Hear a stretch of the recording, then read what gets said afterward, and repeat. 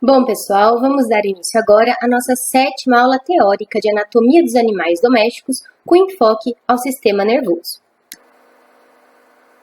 Então, nesta aula, eu convido vocês para que juntos possamos conhecer a organização anatômica do sistema nervoso, assim como sua importância, tendo como enfoque os animais domésticos.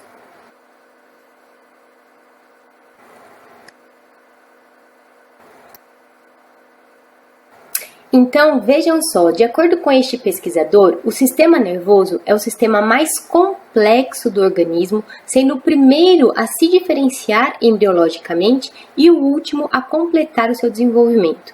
Então, ele é um sistema complexo porque vocês tenham em mente que todas as funções do nosso organismo, de todos os sistemas que compõem o nosso organismo, são controladas pelo sistema nervoso.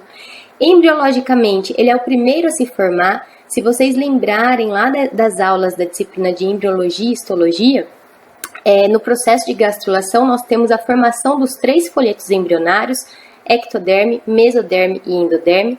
Em determinado momento surge na mesoderme a notocorda, que corresponde a um bastão flexível constituído por células do epiblasto. Essa notocorda ela vai determinar o eixo cefálico-caudal do embrião e ela também determina um espessamento, ela induz o espessamento da ectoderme que encontra-se sobre a mesoderme. Esse espessamento da ectoderme induzido pela notocorda constitui a placa neural, que depois se dobra, constituindo então o tubo neural. E é esse tubo neural que vai dar origem ao nosso sistema nervoso central, constituído basicamente pelo encéfalo e pela medula espinhal. E é ao redor, então, desse eixo cefálico-caudal e desse tubo neural que os demais sistemas que constituem o organismo começam a se formar, a se desenvolver. Então, o sistema nervoso, ele é o primeiro a se originar, a se formar no embriãozinho, e ele vai ser o último a completar o seu desenvolvimento. Por quê?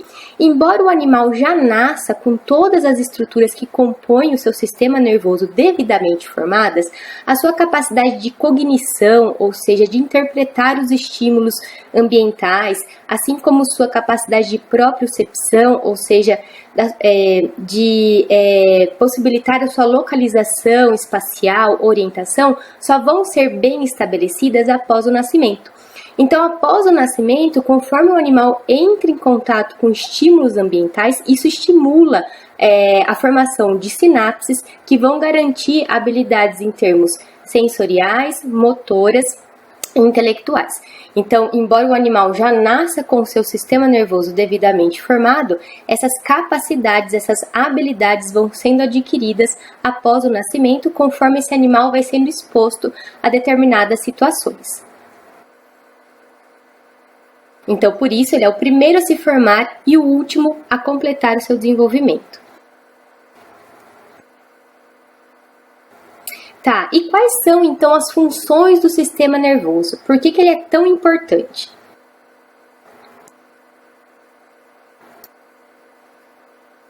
Bom, gente, então é o sistema nervoso que vai controlar a função de todos os órgãos e glândulas que compõem o nosso organismo, ou também o organismo animal. Então, ele que controla todos os demais sistemas. Então, o sistema nervoso, ele apresenta uma função integradora, uma função sensorial, motora, adaptativa e psíquica.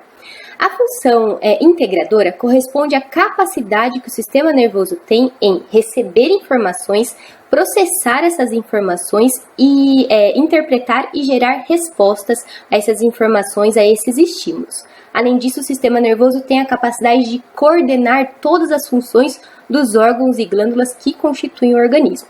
Na sua função sensorial, ela corresponde à capacidade que o sistema nervoso tem de captar estímulos devido à presença de terminações nervosas em todas as estruturas que compõem o nosso organismo e também gerar uma resposta a esses estímulos, além da capacidade do controle de sensações, como por exemplo medo, raiva, fome.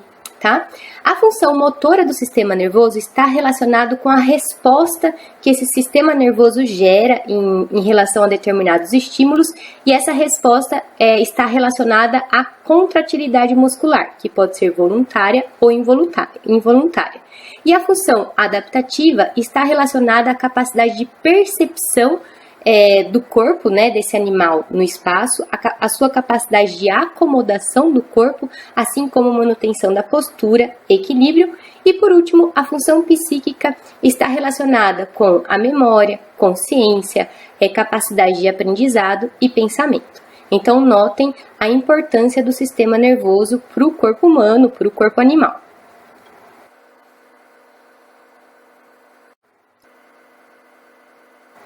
Bom, e como que o sistema nervoso, então, se origina?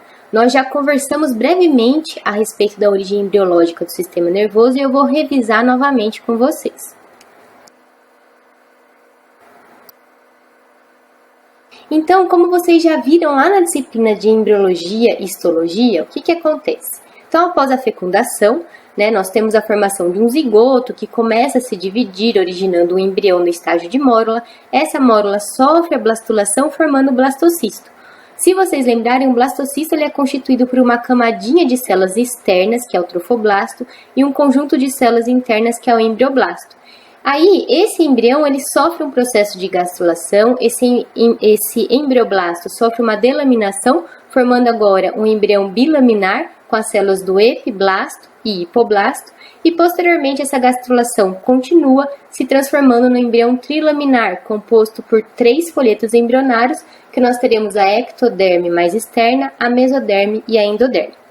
Então é durante esse processo da gastrulação que algumas células do epiblasto elas começam a se multiplicar e elas migram para baixo do epiblasto por meio da linha primitiva, do sulco primitivo e do nó primitivo e fosseta primitiva. Então essas células do epiblasto migram para baixo do epiblasto, se depositando entre epiblasto e hipoblasto, formando a mesoderme. Algumas dessas células do epiblasto que migram por meio do nó e da fosseta primitiva em direção à região cefálica do animal, formam na região da mesoderme a notocorda. E é a presença dessa notocorda na mesoderme que vai induzir um espessamento da ectoderme que se localiza sobre a mesoderme. Esse espessamento vai constituir o que nós chamamos de placa neural. Com a progressão do desenvolvimento, essa placa neural ela tende a se dobrar, formando inicialmente um sulco neural e posteriormente o tubo neural. Quando essa placa neural ela se fecha formando o tubo neural, as células da prega dessa dobradura se soltam e se dispõem ao redor desse túbulo neural, constituindo as cristas neurais.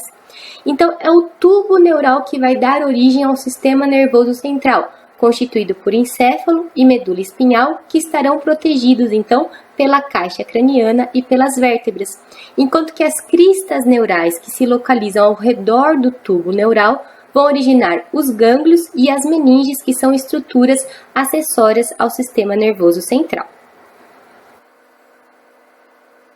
Então, basicamente, este é o processo de origem embriológica do sistema nervoso central. Então, esse tubo neural, com a progressão do desenvolvimento, vai sofrendo diferenciações para originar, então, o encéfalo e a medula espinhal.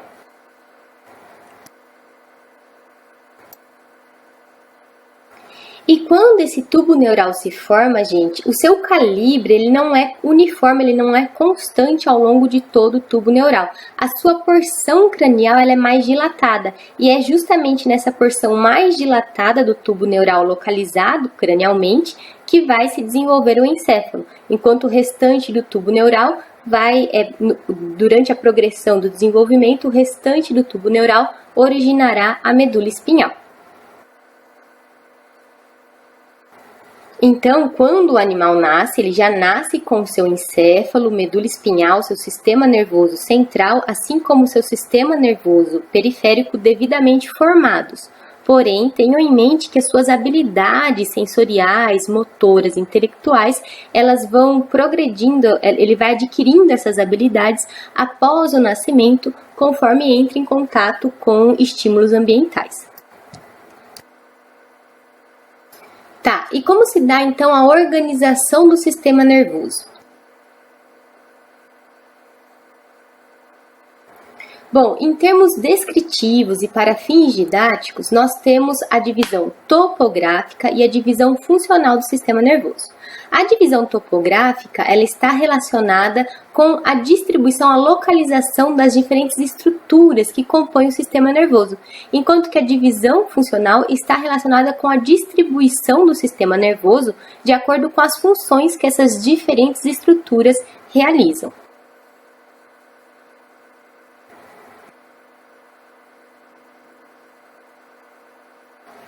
Então, gente, na divisão topográfica, o sistema nervoso encontra-se dividido em sistema nervoso central e sistema nervoso periférico. O sistema nervoso central, ele vai ser constituído pelo encéfalo, que encontra-se protegido pela caixa craniana, e pela medula espinhal, que encontra-se protegido pelas vértebras. O encéfalo, ele é dividido, ele é constituído por diferentes porções. Então, nós temos no encéfalo o cérebro, que é constituído por duas áreas, o diencéfalo e o telencéfalo. O telencéfalo corresponde à região mais externa do cérebro, ele é dividido em dois hemisférios, hemisfério direito e esquerdo, e é constituído por sulcos, enquanto que o diencéfalo corresponde à porção mais interna do cérebro, e é no diencéfalo que nós teremos o tálamo, hipotálamo, hipófise e glândula pineal. Caudalmente ao cérebro nós teremos o cerebelo, que é uma estrutura que constitui o encéfalo, implicada em especial na manutenção da postura, equilíbrio, coordenação, e abaixo, ventralmente ao cerebelo, nós teremos o tronco encefálico, que é composto por três estruturas, que nós temos a ponte, o bulbo e o mesencéfalo. É do tronco encefálico que se originam a maioria dos nervos cranianos que constituem o sistema nervoso periférico e que vão irrigar as estruturas da face. Já o sistema nervoso periférico, ele vai ser constituído pelos nervos. Nós teremos os nervos cranianos, como eu já disse anteriormente, e os nervos espinhais, que se originam a partir da medula espinhal, inervando todas as estruturas que constituem o corpo. Nós temos os gânglios, que correspondem a acúmulos de corpos celulares fora do sistema nervoso central. Exatamente, a grande quantidade de corpos celulares dos neurônios localiza-se no interior do sistema nervoso central, ou seja, no encéfalo e na medula espinhal. Apenas no gânglio, que constitui o sistema nervoso periférico, e que nós teremos corpos celulares de neurônios fora do sistema nervoso central. E o sistema nervoso periférico também inclui as terminações nervosas que ocorrem nas diferentes estruturas que constituem o corpo animal, o corpo humano, e estão implicadas na captação de estímulos.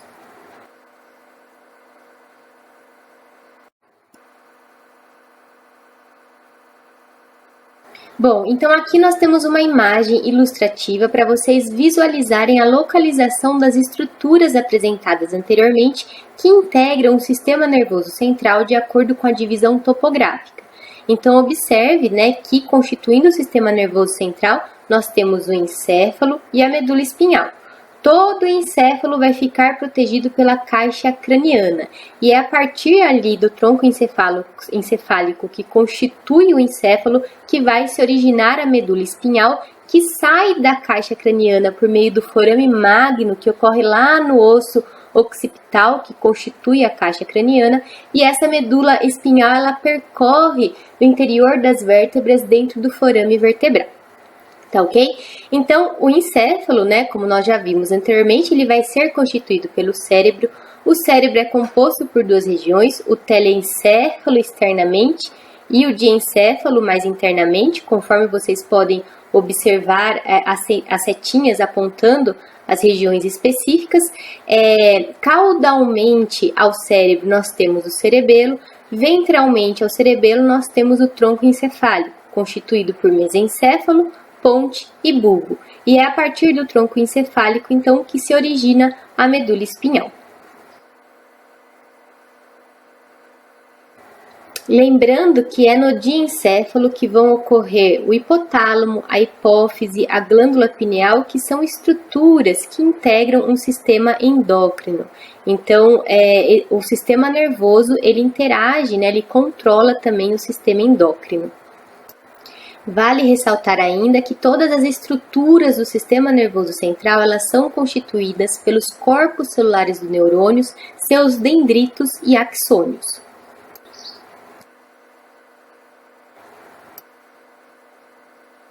Já o sistema nervoso periférico, de acordo com a divisão topográfica, vai ser constituído pelos nervos. Os nervos, eles correspondem a feixes conjuntos de axônios envolto pela bainha de mielina. Essa bainha de mielina é um tecido adiposo que envolve então os axônios e favorece, facilita a condução do impulso nervoso.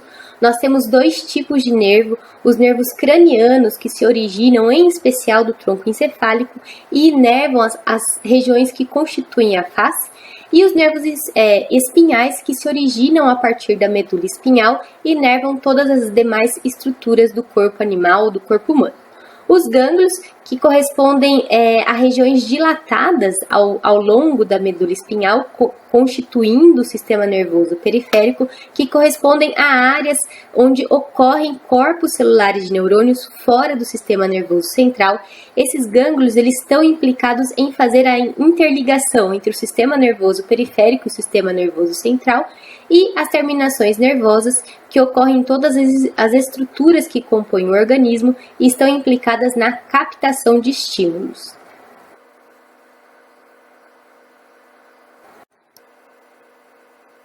Então aqui nós temos uma imagem ilustrativa dos nervos espinhais à esquerda e dos nervos cranianos à direita. Os nervos espinhais, eles se originam a partir da medula espinhal e eles saem da medula espinhal por meio dos forames intervertebrais que ocorrem entre as vértebras adjacentes, uma vez que a medula espinhal encontra-se protegida pelas vértebras. E esses nervos espinhais vão inervar então todas as estruturas que constituem o membro torácico, o tronco e o membro pélvico. Já os nervos cranianos, eles se originam em sua maioria do tronco encefálico, do mesencéfalo, ponte e bulbo, e vão inervar todas as estruturas que constituem o crânio, a face, sendo responsáveis, portanto, por todas as funções sensoriais, motoras, todas as funções das estruturas que constituem o crânio, a face. Já neste slide, ainda constituindo o sistema nervoso periférico, nós temos à esquerda uma imagem de gânglios, lembrando que os gânglios, eles ocorrem como se fossem áreas dilatadas ao redor da medula espinhal. Ele integra o sistema nervoso periférico e os gânglios são constituídos por aglomerados de corpos celulares de neurônios, estando implicados na interligação entre o sistema nervoso periférico e o sistema nervoso central.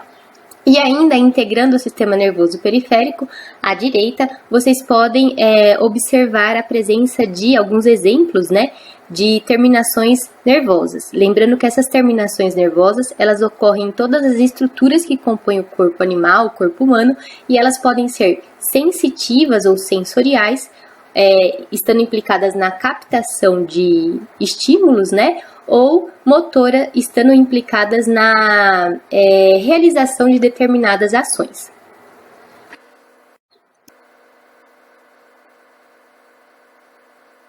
Agora, funcionalmente, o sistema nervoso ele pode ser dividido em sistema nervoso central, que envolve o encéfalo e medula espinhal e está implicado na recepção, processamento, análise e interpretação de informações, assim como na geração de resposta a esses estímulos. Também é responsável pelo controle da função de todos os órgãos, glândulas e demais estruturas que constituem o corpo animal, além do controle da tomada de decisões. Já o sistema nervoso periférico funcionalmente pode ser subdividido em somático e autônomo.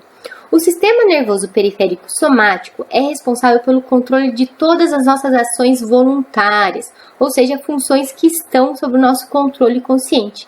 Então, basicamente, o sistema nervoso periférico somático controla a contratilidade do músculo estriado esquelético.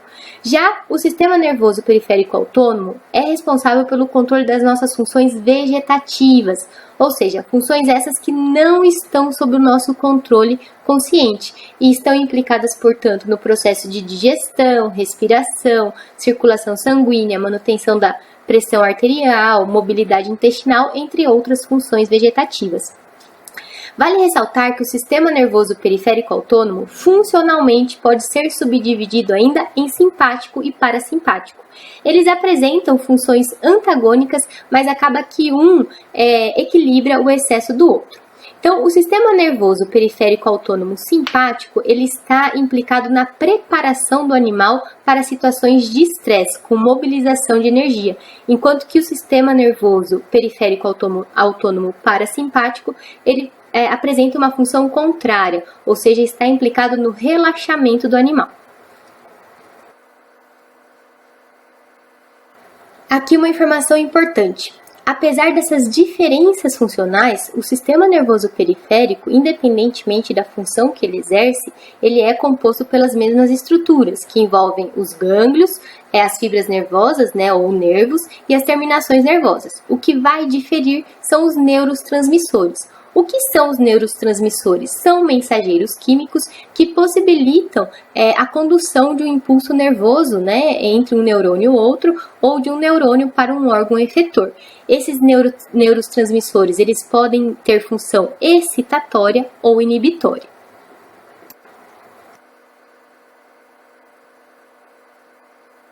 Então, aqui neste slide, nós temos alguns exemplos das funções controladas pelo sistema nervoso periférico somático e pelo sistema nervoso periférico autônomo.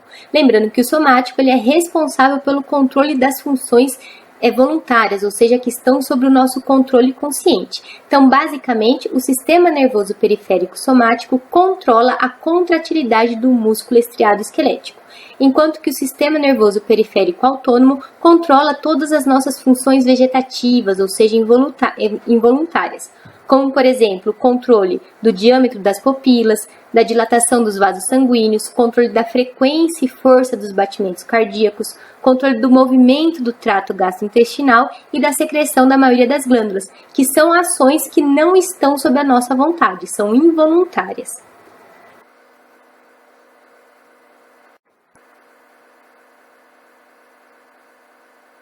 E nós já vimos anteriormente que o sistema nervoso autônomo pode ser subdividido ainda em simpático e parasimpático.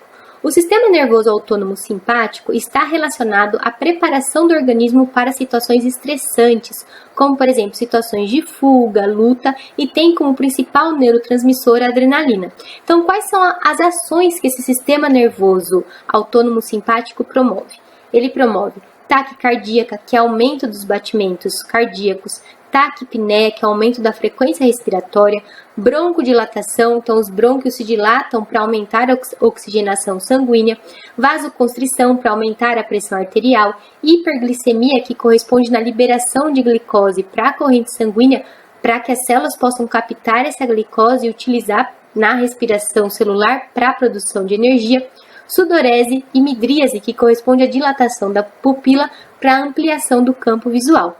Já o sistema nervoso autônomo parasimpático tem uma ação antagônica ao simpático. Então, ele está relacionado ao estímulo de atividades relaxantes quando o animal encontra-se em repouso e apresenta como principal neurotransmissor a acetilcolina.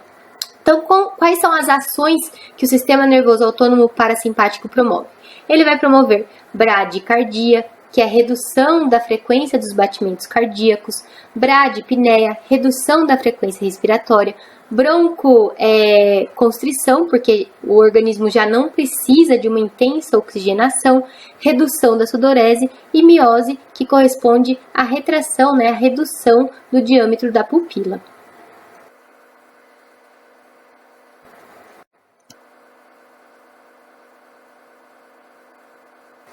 Agora, tanto no sistema nervoso periférico autônomo como no somático, ocorrem nervos e esses nervos são constituídos por feixes de fibras nervosas aferentes e eferentes.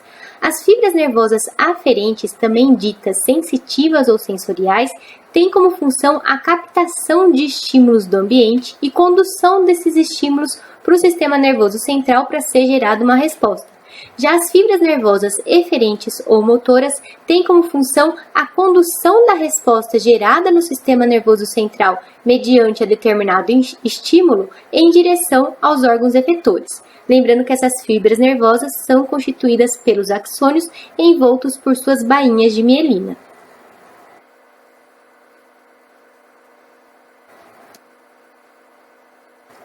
Agora, histologicamente, como o sistema nervoso é constituído?